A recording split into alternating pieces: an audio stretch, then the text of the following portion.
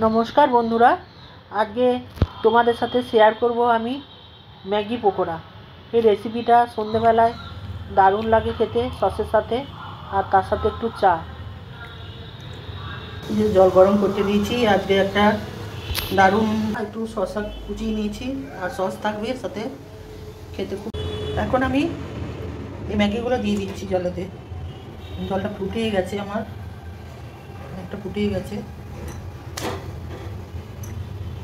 গরম জলে দিয়ে দিচ্ছি। তো দেখো ম্যাগিটা সিদ্ধ হয়ে গেছে, আর বেশি সময় সিদ্ধ করতে লাগে না, এই যে কেটে যাচ্ছে।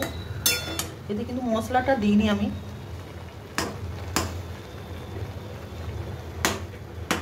এখন আমার হয়ে গেছে, এরপর আমি জলটাকে ঝরিয়ে নেবো।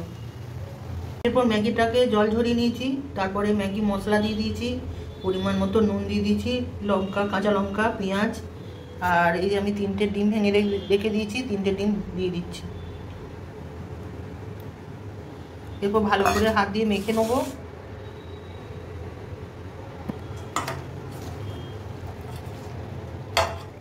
এখন তেলটা গরম হয়ে গেছে আমার, হালকা আঁচেতে করতে হবে। এই যে মিশ্রণটা হয়ে গেছে আমার, ডিম দিয়ে, পেঁয়াজ, কাঁচা লঙ্কা, নুন দিয়ে মেখে রেখেছি। এরপর আমি দিয়ে দেবো।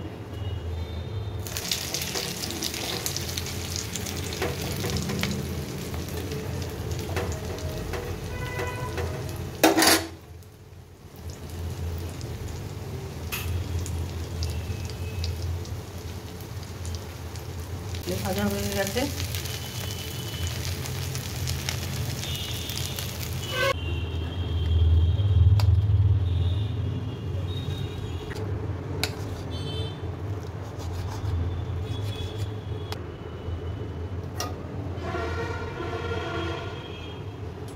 এতে একটু ময়দা দিয়েছি।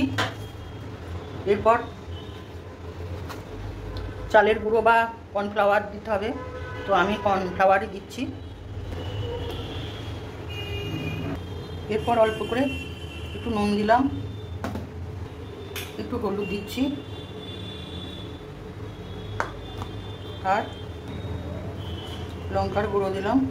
এরপর অল্প করে জল দেবো। এখন গোলাটা আমি করে নিই।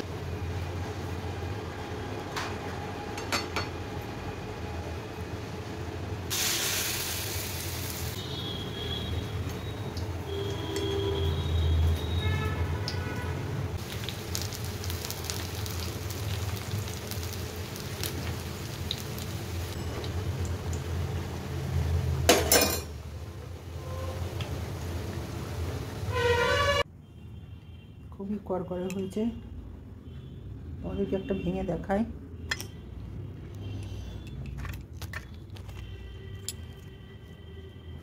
দেখো অনেকটা